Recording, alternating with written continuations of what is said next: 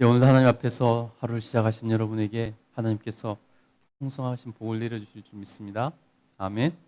오늘은 창세기 32장 21절부터 32절 말씀 읽었는데요. 오늘은 드디어 분이엘 사건이 일어납니다. 야곱이 궁지에 몰렸죠. 야곱이 궁지에 몰렸는데 어떤 궁지냐면 바로 외삼촌에게 도망하여서 붙잡혀서 이렇게 해를 당할 뻔했는데 하나님께서 그를 구해주고 줬더니 이제 다시 고향으로 다가올수록 불안한 마음이 듭니다. 왜냐하면 형과 아직 화해하지 못했기 때문입니다. 형의 축복을 가로채고 도망 나와서 지금 하란에서 20년을 보내고 돌아오는 길인데 형은 그때 동생을 아버지가 상을 당하면 죽이겠다고 이미 작정하고 있을 때였습니다. 그것 때문에 불안해서 이렇게 가면 갈수록 고향에 가까울수록 불안한 마음이 커져갔습니다. 그래서 야곱이 종들을 보내서 자기가 돌아온다는 것을 미리 형한테 알리죠. 그러자 형이 군사 400을 이끌고 지금 야곱을 향해서 달려오고 있다는 것입니다. 그 보고가 들어왔습니다.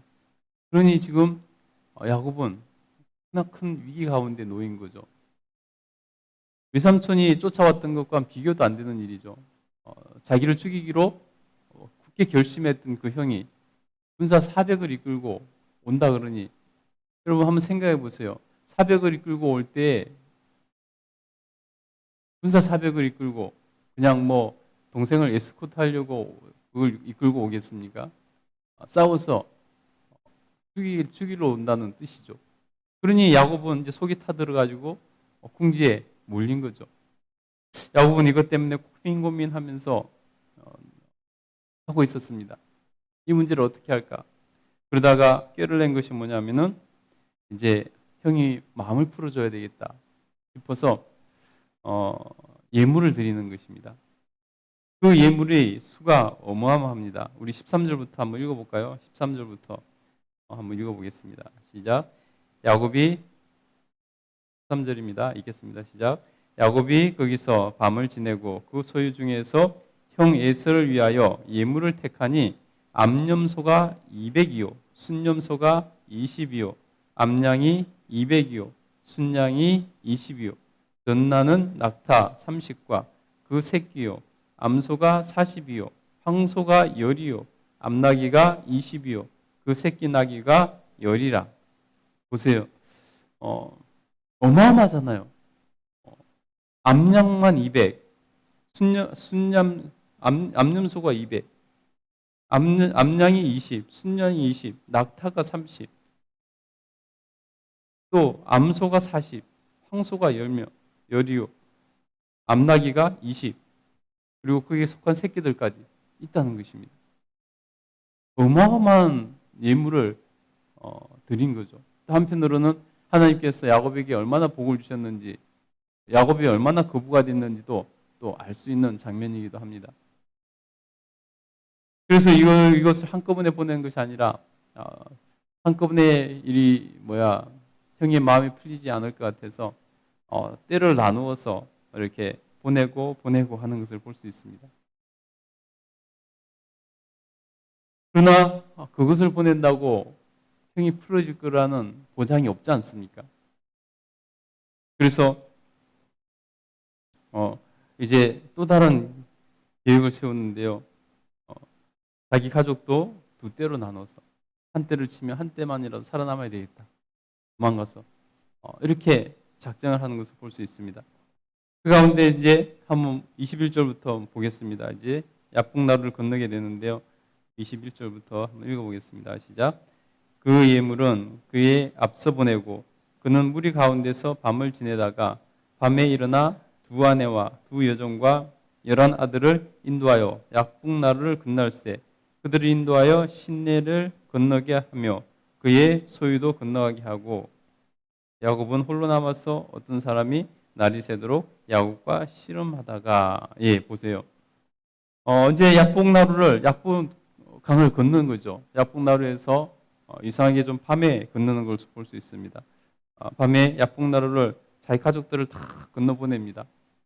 그리고 혼자 남았다는 것입니다. 왜 혼자 남았는지 이유는 정확하게 기록되어 있지 않기 때문에 알지 못하겠습니다. 자기의 가축과 자기 가족들을 다 먼저 건너보냅니다. 그리고 혼자서 남아 있다는 것입니다. 그런데 마침 그때 일이 일어납니다. 하나님께서 그를 찾아오시는 것을 볼 수 있습니다. 우리 24절부터 다시 한번 읽어보겠습니다. 시작. 야곱은 홀로 남았더니 어떤 사람이 날이 새도록 야곱과 씨름하다가 자기가 야곱을 이기지 못함을 보고 그가 야곱의 허벅지 관절을 치매 야곱의 허벅지 관절이 그 사람과 씨름할 때에 어긋났더라. 그가 이르되 날이 세려하니 나로 가게 하라. 야곱이 이르되 당신이 내게 축복하지 아니하면 가게 하지 아니하겠나이다. 그 사람이 그에게 이르되 내 이름이 무엇이냐? 그가 이르되 야곱이니이다. 그가 이르되 내 이름을 다시는 야곱이라 부를 것이 아니요 이스라엘이라 부를 것이니 이는 내가 하나님과 및 사람과 겨루어 이겼음이니라. 아멘. 보세요. 하나님이 홀로 남은 야곱을 찾아옵니다.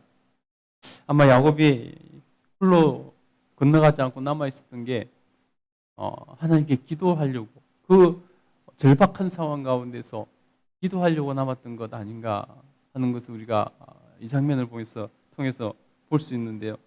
하나님 앞에서 이제 하나님 붙들고 씨름이 일어나는 것입니다. 그래서 야곱을 붙들고 계시는 하나님께서 야곱에게 져주시는 것을 볼 수 있습니다. 그때 야곱이 끝까지 붙들고 놓지 않자 하나님께서 야곱의 허벅다리 관절을 쳐서 그 관절이 위골되도록 어긋나도록 하셨다는 것입니다. 그런데도 불구하고 날이 새려고 하는데도 야곱은 아직 놓지 않는 것입니다. 그러면서 나로 가게 하라 말씀하시는데요. 야곱이 어떻게 반응하냐면 26절에 보니까 당신이 내게 축복하지 아니하면 가게 하지 아니하겠나이다. 하나님께 그 모든 것을 맡기고 하나님께서 그 문제 해결해 주기를 원하는 야곱의 마음을 간절함을 볼 수 있다는 것입니다. 지금 형이 군사 400을 이끌고 죽이려고 나에게 쫓아오고 달려오고 있는데 이 문제는 자기가 해결할 수 없다는 것입니다. 하나님께서 이 문제를 해결해 주지 않으면 자기에게는 방법이 없다는 것입니다. 그래서 하나님을 붙들고 늘어지는데요. 하나님께서 그 허벅다리를 쳐서 위골되게 만드셨는데도 불구하고 하나님은 놓지 않습니다. 이 문제는 하나님 은혜로 해결할 수 없습니다. 하나님께서만 해결해 주실 수 있지 하나님 아니면 해결할 수 없습니다. 하나님께서 나로 가게 하라고 말씀하시지만은 아닙니다. 나를 축복하지 않으면 하나님께서 이 문제를 해결해 주지 않으면 저는 놓을 수 없습니다 하고 끝까지 붙들고 늘어지는 것을 볼 수 있습니다. 여러분 우리가 기도할 때 이렇게 간절하게 하나님께 모든 것을 맡기고 기도 드린다면은 우리가 하나님께 하는 기도가 하나님께 드린 그 기도가 하나님께 특별히 어긋나는 기도가 아닌 이상은 하나님께서 반드시 응답해 주실 것이라는 것입니다. 그래서 예수님께서도 예를 들으신 것처럼 가난한 과부가 억울한 일이 있는데 가난하여서 재판을 받을 수가 없기 때문에 그는 날마다 동네에 있는 재판관을 찾아가지 않습니까? 그러면서 자기 소원을 풀어달라고 자기 원한을 풀어달라고 간곡히 부탁합니다. 처음에는 재판장이 콧방귀도 안 꼈지만은 어떻게 합니까? 매일 찾아가니까 귀찮아서 내가 내 소원을 들어주리라 라고 말했다고 하시면서 예수님께서 하물며 하나님께서 너의 간절한 기도를 들어주시지 않겠느냐라고 말씀한다는 것입니다. 여러분, 우리가 하나님 앞에서 하는 기도는 하나님을 움직이게 하는 유일한 힘이라는 것입니다. 우리가 기도 드릴 때 주님께서는 그 기도를 들으시고 우리를 위해서 일해 주신다는 것입니다. 그래서 여러분, 우리가 전심으로 기도하면 나라도 구할 수 있는 것이고, 전심으로 기도하면 놀라운 기적을 경험할 수 있게 된다는 것입니다. 여러분, 꼭 기도의 승리자들 되시기를 간절히 축복합니다. 오늘 이 육체적인 실험으로 표현하지만 내용적으로 보면 사실은 기도라는 것입니다. 끝까지 나를 축복하지 아니하시면 가게 하지 아니하겠나이다 라고 붙들고 늘어집니다. 그러자 주님 야곱에게 물으십니다. 내 이름이 무엇이냐?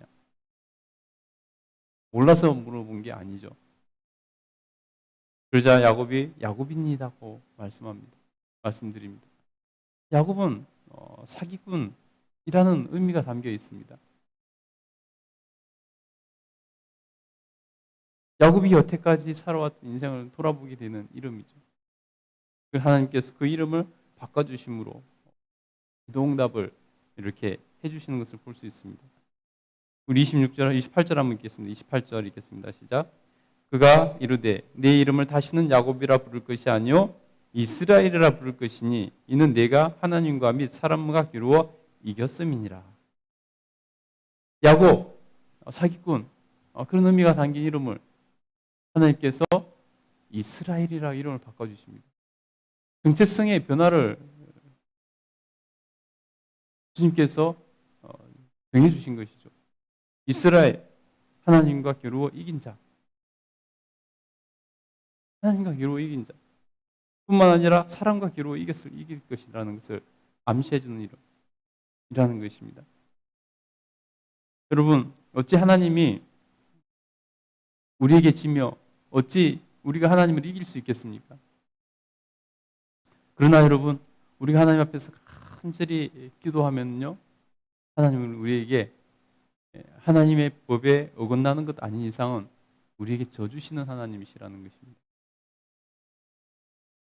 그래서 여러분, 우리도 이스라엘이 될 수 있다는 것입니다. 이름의 뜻대로 한다면은 하나님께서는 오늘도 우리에게 져주시지 않습니까? 우리가 기도드릴 때 하나님께서는 그 기도에 응답해 주셔야 될 의무가 없음에도 불구하고 우리가 정말 간절히 기도드리면은 우리 주님은 우리에게 져주시는 이스라엘의 하나님이 되어주신다는 것입니다. 여러분, 오늘 기도가 여러분 하나님께서 여러분에게 져주셔서 여러분의 기도가 하나님께서 응답받는 놀라운 역사가 있기를 간절히 소원합니다. 그러자 야곱이 그제서야 안도하면서 이제 당신의 이름이 무엇인지 묻습니다. 29절부터 한번 읽어보겠습니다. 읽겠습니다. 시작. 야곱이 청하여 이르되 당신의 이름을 알려주소서. 그 사람이 이르되 어찌하여 내 이름을 묻느냐 하고 거기서 야곱에게 축복한지라.